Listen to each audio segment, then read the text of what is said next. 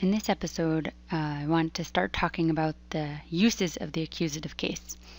And one of the main times that we use the accusative case is when we're talking about a direct object. And so what is a direct object? Well, in English, we indicate the direct object usually with word order. So if I say, the boy loves the dog, we know that the boy is the subject, or he's the noun that's doing something, and what he's doing is loving the dog, right? So there's our direct object. And we know that it's not the dog that loves the boy in this sentence because of the word order. So it goes subject, predicate, direct object, or verb, direct object. In Russian, however, your word order can be, it's very free. You can put the subject in the beginning of the sentence or the middle or the end, but the role that the subject plays in the sentence or the role that the direct object plays is made clear by the case. So the subject is usually in the nominative case, and the direct object of a transitive verb, so that's a verb that doesn't require a preposition, so the direct object is in the accusative case.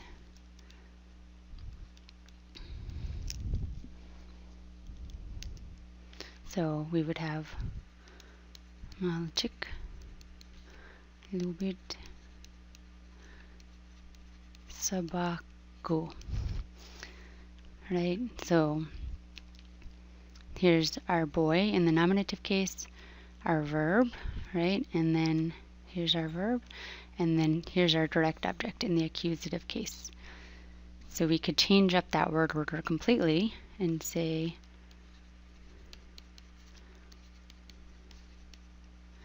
собаку любит мальчик, and it has the exact same meaning. It doesn't mean now that the dog loves the boy.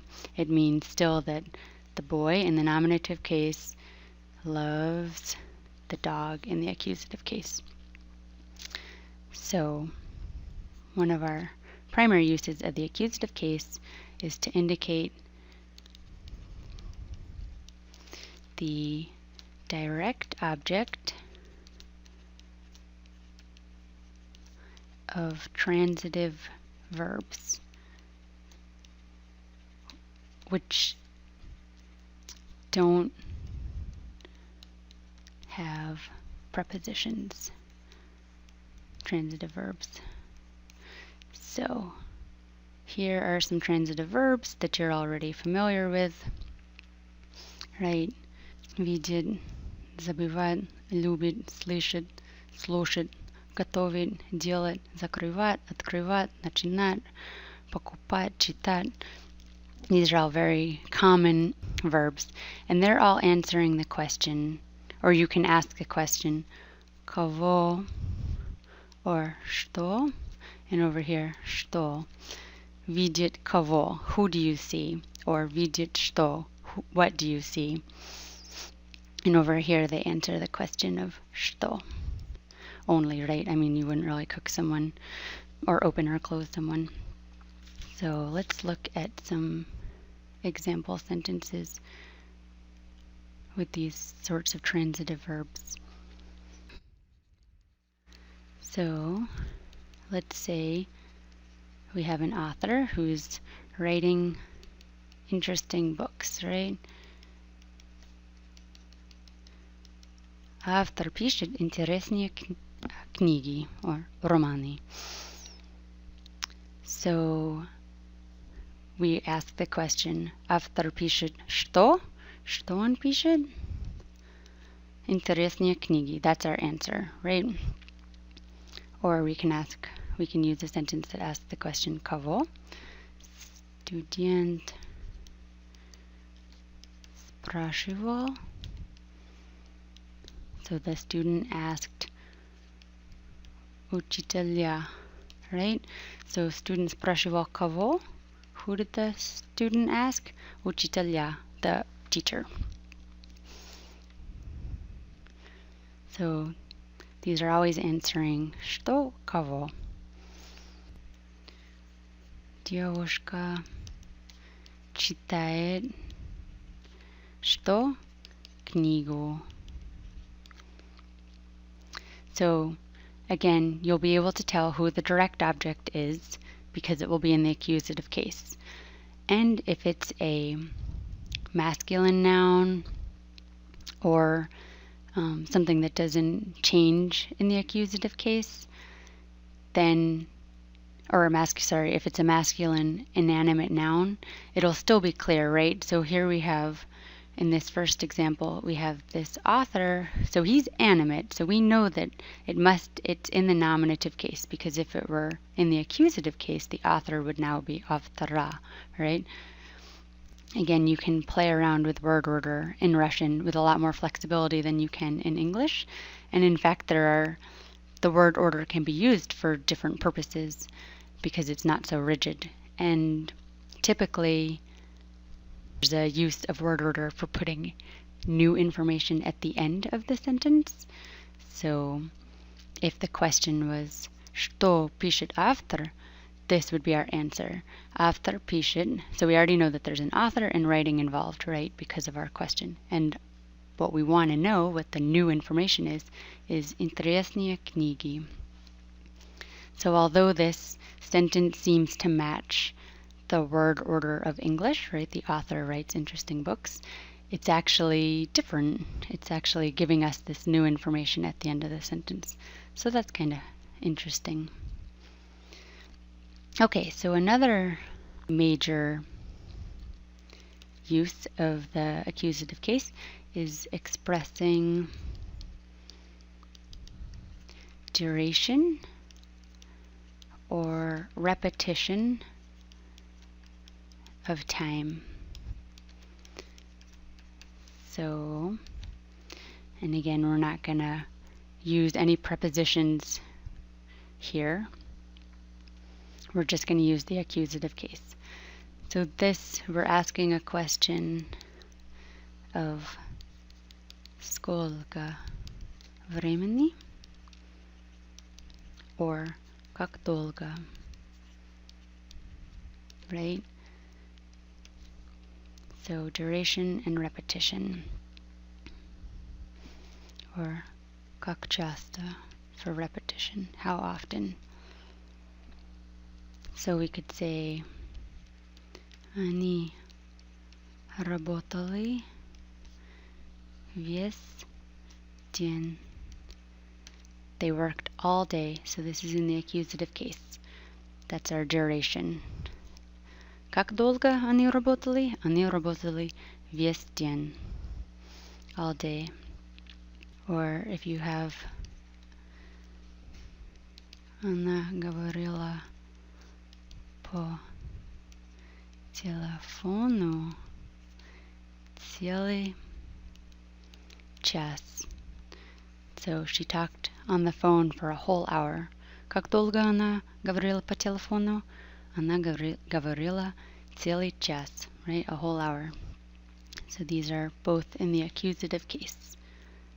And then also for repetition, right? So if we're asking the question, как часто? So Anya читает книгу каждую неделю.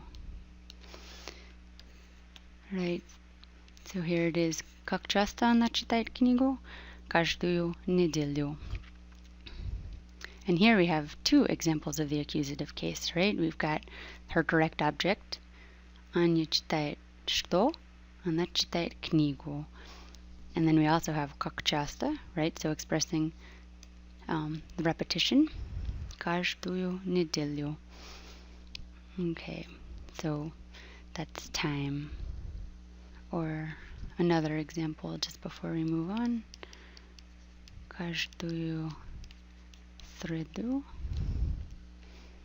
у нас урок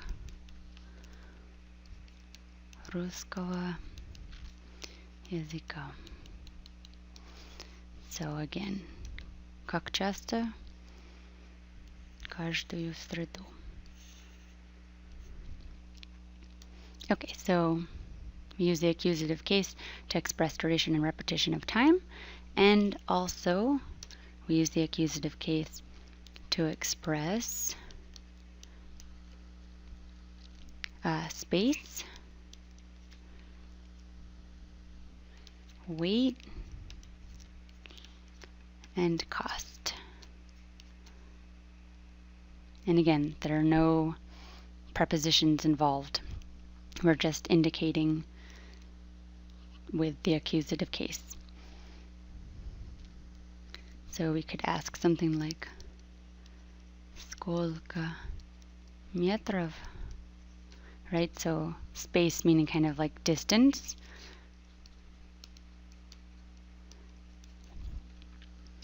So каждое утро он бегает 5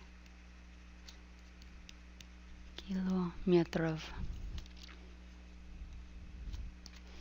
So 5 kilometers.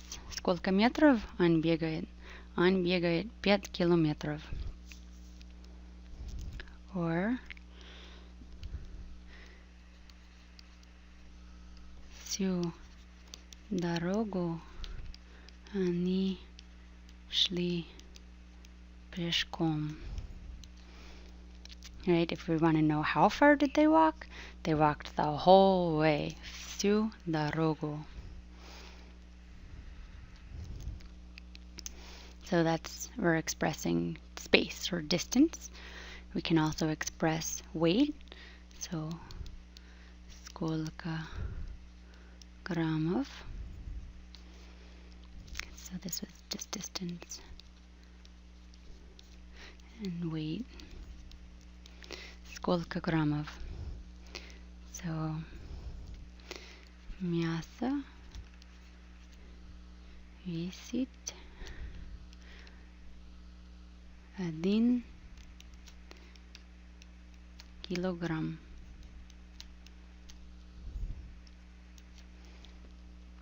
Right, so the meat weighs 1 kilogram. There it is in our accusative case.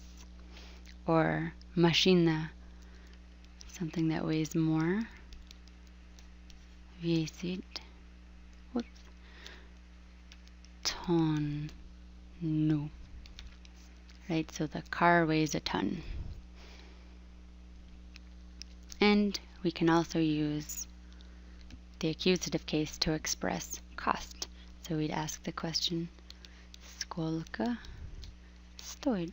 How much does it cost? The cost. And let's say we have a fancy pants diamond ring. We could say, or someone asks us, oh, how much does that ring cost? Кольцо стоит $1000.